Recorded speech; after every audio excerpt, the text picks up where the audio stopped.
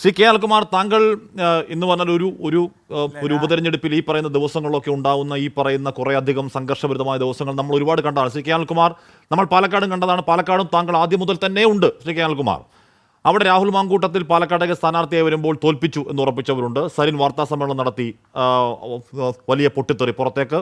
പിന്നീട് ഷാനി പോകുന്നു. ഈ ദിവസങ്ങളിൽ താങ്കളും അവിടെ ഉണ്ട്. ഷാഫിയുടെ വൺ മോൺ ഷോ ആണ്. ആരും പ്രചരണത്തിൽ ഇറങ്ങുന്നതിൽ പ്രചരണം ഉണ്ടായി. എന്താണ് കെ മുരളീധരൻ ഇറങ്ങിയാലേ ജയിക്കാൻ പറ്റൂ എന്ന പ്രചരണം ഉണ്ടായി. രാഹുലിൻ്റെ പേരില്ലാത്ത DCC കത്ത് അവിടെ പുറത്തു വന്നു. രാഹുലിനെ തോൽപ്പിക്കാൻ കോൺഗ്രസിൽ പടയൊരുക്കം എന്ന് വാർത്ത വന്നു. എന്താണ് പാലക്കാട് ജയിക്കണമെങ്കിൽ അവിടുത്തെ പ്രദേശവാസി വേണം എന്ന വലിയ നറേറ്റീവ് ഉണ്ടായി. പിന്നെ പെട്ടി ചർച്ച ഒക്കെ നമ്മൾ കണ്ടു. ഒരുപാട് ചർച്ചയുണ്ടായി. ആ ചർച്ചകളൊക്കെയും UDF സ്ഥാനാർത്ഥിക്ക് എതിരുമായിരുന്നേ. ശാൽകുമാർ, പക്ഷേ ഏതെങ്കിലും തരത്തിൽ രാഹുലിൻ്റെ വിജയത്തെ അവിടെ ബാധിച്ചോ? ഞാൻ പറയുന്നത് എന്താണ്, UDF, LDF, BJP എന്നുള്ളതല്ല.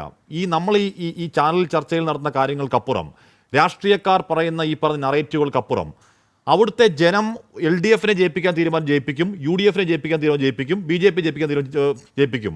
അത്രയും സിമ്പിളല്ലേ കാര്യങ്ങൾ, ശ്രീ കെ അനിൽകുമാർ? പാലക്കാടെന്ന് നിലമ്പൂരിലേക്ക് എത്തുമ്പോൾ കേരള രാഷ്ട്രീയത്തിൽ വലിയ മാറ്റങ്ങൾ സംഭവിച്ചിരിക്കുന്നു. തിരിച്ചറിവുകളുടെ മാറ്റങ്ങൾ സംഭവിച്ചിരിക്കുന്നു. അത് വളരെ പ്രധാനപ്പെട്ടതാണ്. ആദ്യം ഇവിടെ പ്രചരിപ്പിക്കപ്പെട്ടൊരു വാക്കുണ്ട്, പിണറായിസം. പിണറായിസം എന്നത് ഒരു ശകാര പദമല്ല. ഉമ്മൻചാണ്ടി സർക്കാരിൻ്റെ കാലത്ത് ഉപേക്ഷിച്ചു പോയ ദേശീയപാത അതോറിറ്റിയെ തിരിച്ചു കൊണ്ടുവന്ന് കേരളത്തിൽ നിശ്ചിത കാലത്തിനകം ദേശീയപാത നിർമ്മാണം പൂർത്തിയാക്കാൻ സംസ്ഥാന സർക്കാർ മുൻകൈ എടുക്കുകയും അതിന് പണം നൽകുകയും ചെയ്യുന്നതിനെയാണ്, ആ സന്നദ്ധതയാണ് പിണറായിസം എന്ന് വിളിക്കുന്നത്. ഇവിടുത്തെ തീവ്രവാദികളുടെ ഇടപെടൽ മൂലം, ന്യൂനപക്ഷ തീവ്രവാദികളുടെ ഇടപെടൽ മൂലം നിർത്തിപ്പോയ ഗെയിൽ പൈപ്പ് ലൈൻ ചങ്കുവെട്ടിയിലെ ഇത് തുറക്കാൻ നേരമുണ്ടോ എന്ന് ചോദിക്കുമ്പോൾ തൻ്റെ ഇടപെടൽ പിണറായി വിജയൻ വരൂ എന്ന് വെല്ലുവിളിക്കുന്ന ഇസ്ലാം മതരാഷ്ട്രീയം കൈകാര്യം ചെയ്യുന്നവർക്ക് മുമ്പിൽ അത് നടപ്പാക്കാനുള്ള ധീരതയുടെ പേരാണ് പിണറായിസം. ഏറ്റവും അവസാനം ഞാൻ പറയാം, ഈ തെരഞ്ഞെടുപ്പിന് തൊട്ട് മുമ്പ് ഇപ്പോൾ ഇന്നലെയും മിനിഞ്ഞാന്നുമായി 1600 രൂപ വെച്ച് 62 ലക്ഷം വീടുകളിൽ എത്തിക്കുന്ന ജനക്ഷേമത്തിൻ്റെ ഭാഗമായ പെൻഷൻ പദ്ധതിയുടെ പേരാണ് പിണറായിസം. ഞാനിപ്പോൾ ഇരിക്കുന്ന നിലമ്പൂർ മണ്ഡലത്തിലെ ഒരു പഞ്ചായത്ത്, ആ പഞ്ചായത്തിനകത്ത് അമരമ്പലം പഞ്ചായത്തിൽ 1000 വീടുകളാണ് ലൈഫ് മിഷനിൽ വെച്ചത്. കേരളത്തിൽ 5.25 ലക്ഷം 5.5 ലക്ഷം വീട് പണിയുമ്പോൾ 1000 വീട് ഈ പഞ്ചായത്തിൽ മാത്രമായി വെച്ചു. എല്ലാവർക്കും വീടുള്ളൊരു പഞ്ചായത്തായിട്ട് ഈ പഞ്ചായത്തിനെ മാറ്റുകയാണ് വരിക. ഈ പദ്ധതിയുടെ പേരാണ് പിണറായിസം. അടുത്ത നവംബർ 1-ാം തീയതി കേരളം ഇന്ത്യയിലല്ല ലോകത്ത് പട്ടിണിയില്ലാത്ത നാടാണെന്ന് മുഖ്യമന്ത്രി പ്രഖ്യാപിക്കുന്ന പരിപാടിയുടെ പേരാണ് പിണറായിസം. അതുകൊണ്ട് അത് തുടരട്ടെ എന്ന് ജനങ്ങൾ തീരുമാനിക്കുന്നതാണ് വരാൻ പോകുന്ന രാഷ്ട്രീയം. രണ്ടാമത്, പിണറായി വിജയനെയും മുഖ്യമന്ത്രിയുടെയും പാർട്ടിയെയും കുടുംബത്തെയും ഒക്കെ ആക്ഷേപിക്കാൻ ഇറങ്ങി തിരിച്ച് എല്ലാവരും കുഴിയിലായി. സ്വയം കൃതനാർത്ഥം എന്ന് പറയും. താൻ കുഴിച്ച കുഴിയിൽ താൻ തന്നെ വീണു. നിലമ്പൂർ തെരഞ്ഞെടുപ്പ് എന്ന് പറയുന്നത് അൻവർ സ്വയം കുഴിച്ച കുഴിയാണ്. ഇല്ലാത്ത കാര്യങ്ങൾ പൊക്കിപ്പിടിച്ച് വ്യക്തി താല്പര്യങ്ങൾക്ക് വേണ്ടി ഇടതുപക്ഷ ജനാധിപത്യ മുന്നണിയെ പിന്നിൽ നിന്ന് കുത്താൻ ഇറങ്ങി തിരിച്ചപ്പോൾ അൻവറിന് രൊക്കം കിട്ടി, വരമ്പത്ത് കിട്ടി കൂലി. അതുകൊണ്ട് അൻവർ കുഴിയിൽ വീണു. അൻവർ വീണതോടുകൂടി അൻവർ മാത്രമല്ല വീണത്, UDF വീണു. UDF വീണതിൻ്റെ വാർത്തകളാണ് ഇപ്പോൾ ഏറ്റവും അവസാനം കേട്ടത്. ആരൊക്കെയാണ് കുഴിയിൽ വീഴാത്തവർ? OLX-ൽ ഒരു മാന്യൻ ഇട്ടു, സ്ഥാനാർത്ഥിയെ ആവശ്യമുണ്ട്. അപ്പം തന്നെ UDF നിന്ന് ഒരാളെ പിടിക്കാൻ വേണ്ടി BJP ഇറങ്ങി. ഇവിടുത്തെ ഒരു DCC സെക്രട്ടറി അഡ്വക്കേറ്റ് ബീന, അവരാണ് ചർച്ചയ്ക്ക് പോയത്. ഇപ്പോൾ കിട്ടിയിരിക്കുന്ന ഒരാളെ പാട്ടത്തിനെടുത്തിരിക്കുന്ന കേരള കോൺഗ്രസ് ജോസഫ് ഗ്രൂപ്പ്, ഇവരുടെ കൺവെൻഷൻ പങ്കെടുത്ത ആളെ കൊണ്ട് BJP പോയി. ഇവരുടെ സ്ഥാനാർത്ഥിയുടെ മീറ്റിംഗ് പങ്കെടുത്ത ആളെ കൊണ്ട് BJP പോയിരിക്കുകയാണ്. ഇത്രേ ഉള്ളൂ കോൺഗ്രസ്. ഇന്ന് UDFൽ നിൽക്കുന്നവർ നാളെ BJPയിൽ പൊന്തും. അപ്പോൾ BJP ഗണിയിൽ വീണു. എന്താ കാരണം? ഇവിടുത്തെ ഏറ്റവും കുറവ് വോട്ടുള്ള ഒരു മുന്നണിയാണ് അവർ. 4% വോട്ടേ ഉള്ളൂ. സ്ഥാനാർത്ഥിയെ പോലും നിർത്താൻ ഭയപ്പെടുന്നു BJP. അപ്പോൾ പാട്ടത്തിനെടുത്തുകൊണ്ട് പോയിട്ടുണ്ട്. അത് കോൺഗ്രസിൽ നിന്ന് അല്ലെങ്കിൽ UDFൽ നിന്നാണ് പാട്ടത്തിനെടുത്തിരിക്കുന്നത്. ഞങ്ങളെ ബാധിക്കുന്ന കാര്യമല്ല. പിന്നെ കുഴിയിൽ വീണ ആളാരാണ്? ഞങ്ങൾക്കൊരു പേടിയില്ല. പക്ഷേ രാത്രിയാവുമ്പോൾ കതറഴിച്ചു വെച്ച് പാൻറ്റ് വിട്ടുകൊണ്ടിറങ്ങും. ചില ആളുകൾ അങ്ങനെയാണ്. രാത്രിയിലാവുമ്പോൾ വസ്ത്രം മാറി ഇറങ്ങുകയാണ്. ചില ആളുകൾ ദേഹത്തെ എണ്ണയൊക്കെ ഇട്ട് ഇറങ്ങാറുള്ളത്. അടിവസ്ത്രം മാത്രം ധരിച്ച് എണ്ണയൊക്കെ ഇട്ട് ഇറങ്ങുന്നൊരു കൂട്ടരുണ്ട് രാത്രിയായി കഴിഞ്ഞാൽ. അവരുടെ ഉദ്ദേശം വേറെയാണ്. ഇദ്ദേഹം വസ്ത്രം ഇട്ടിട്ടുണ്ടായിരുന്നു. ചില കാര്യങ്ങൾക്ക് സൗകര്യപ്രദമായ വസ്ത്രമായിട്ടാണ് പോയത്. എന്തിനാണ് പോയത്? വാതിൽ അടച്ചെങ്കിൽ പിന്നെ എന്തിനാണ് ആ വാതിൽ മുട്ടിയത്? വാതിൽ അടച്ചെങ്കിൽ പിന്നെ എന്തിനാണ് ആ വാതിൽ തുറന്നത്?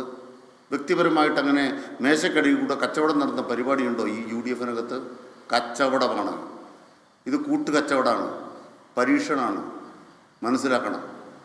അതുകൊണ്ട് തന്നെ പറയാൻ ആഗ്രഹിക്കുന്നത്, OLX പറയുന്ന വ്യാജ കാര്യങ്ങൾ പറയുന്ന ആളും അദ്ദേഹവും കുഴിയിലായി, പിന്നെ അൻവർ കുഴിയിലായി, അവരുടെ പാർട്ടി കുഴിയിലായി, UDF കുഴിയിലായി, BJP കുഴിയിലായി. M സ്വരാജിൻ്റെ സ്ഥാനാർത്ഥിത്വം പ്രഖ്യാപിച്ചതോടുകൂടി പ്രകാശമാനമായ അന്തരീക്ഷത്തിലാണ് ഈ നിലമ്പൂരിലെ കാറ്റ്, നിലമ്പൂരിലെ ചൂട്, നിലമ്പൂരിലെ വെളിച്ചം, അതൊരു പുതിയ വെളിച്ചമായി പടരുകയാണ്. അതാണ് മാറ്റം. ആ മാറ്റത്തിന് കാരണം എന്താണ്? പാലക്കാട് നിന്ന് നിലമ്പൂർ എത്തുമ്പോൾ ഒരു അകലുണ്ട്. പാലക്കാട്ടെ പ്രശ്നം എന്താണ്? 2ാം സ്ഥാനത്തായിരുന്നു BJP, 1ാം സ്ഥാനത്താണ് കോൺഗ്രസ്. നിലമ്പൂർ 1ാം സ്ഥാനത്ത് LDF ആണ്, 2ാം സ്ഥാനത്ത് UDF ആണ്, 3ാം സ്ഥാനത്ത് BJP ആണ്. ഇവിടെ BJP ജയിക്കുമെന്ന് കരുതി ഒരാൾ പോലും, മതന്യൂനപക്ഷങ്ങളിൽ ഒരാൾ പോലും UDF-ന് വോട്ട് ചെയ്യേണ്ട. പാലക്കാട് അങ്ങനല്ല. ഇതാ ഇപ്പോൾ BJP ജയിക്കാനിടയുണ്ട്. അതുകൊണ്ട് ന്യൂനപക്ഷങ്ങൾ വോട്ട് ചെയ്യുമ്പോൾ, മതനിരപേക്ഷ ശക്തികൾ വോട്ട് ചെയ്യുമ്പോൾ കോൺഗ്രസിന് വോട്ട് ചെയ്തില്ലേ തോറ്റുപോകും കേട്ടോ. BJP നിയമസഭയിൽ വരും കേട്ടോ. സുരേഷ് ഗോപി വന്ന ശേഷം എന്താ നിയമസഭയിലും BJP വളരാൻ പോവാണ് കേട്ടോ എന്ന് പറഞ്ഞപ്പോൾ ആളുകൾക്കിടയിൽ ഭയം വന്നു. ആ ഭയം നിങ്ങൾ പാലക്കാട് കണ്ടു. ഇവിടെ നിലമ്പൂരത് ഭയമില്ല എന്ന് മാത്രമല്ല, ഭയമില്ലാത്തൊരു മനുഷ്യനെ ഇവിടെ കാണുന്നുണ്ട്. അതാണ് പ്രശ്നം. ഭയമില്ലാത്തൊരു മനുഷ്യൻ. മല ഇളകി വന്നാലും രാഷ്ട്രീയത്തിനകത്ത് നിലപാട് വേണം, സ്ഥൈര്യം വേണം. തെരഞ്ഞെടുപ്പിൻ്റെ വിജയപരാജയങ്ങളല്ല, വേട്ടയാടപ്പെടുന്ന മനുഷ്യർക്കൊപ്പം നിൽക്കുക. മതന്യൂനപക്ഷങ്ങളെ ഇന്ത്യ രാജ്യത്തെ BJP ഭരണകൂടം വേട്ടയാടുന്ന ഓരോ ഘട്ടത്തിലും, ലോകത്ത് വേദന അനുഭവിക്കുന്ന മനുഷ്യൻ്റെ വേദനയുടെ ഘട്ടത്തിലും, രാജ്യമൊന്നാകെ യുദ്ധോത്സുകതയിലേക്ക് പടർന്നു കയറി രാജ്യം തന്നെ യുദ്ധഭ്രാന്തിലേക്ക് പോകുന്ന ഘട്ടത്തിൽ അരുത്. യുദ്ധമെന്ന് പറയുന്നത് മഹാഭാരതത്തിൻ്റെ ഏറ്റവും അവസാനം ചിത്രീകരിക്കപ്പെടുന്നത് പോലെ യുദ്ധത്തിൻ്റെ അവസാനം എന്ന് പറയുന്നത് എന്താണ്? നിങ്ങൾ ശാന്തിപൂർവ്വം വായിക്കണം. അതുകൊണ്ട് നിങ്ങൾ യുദ്ധത്തെക്കുറിച്ച് അഭിരമിക്കരുത് എന്ന് പറയുന്ന ഒരു ധന്യമായ രാഷ്ട്രീയ ധന്യതയുടെ വ്യക്തിത്വത്തിൻ്റെ നിലപാടിൻ്റെ വ്യക്തിത്വമായി സഖാവ് സ്വരാജ് തലയുയർത്തി നിൽക്കുകയാണ്.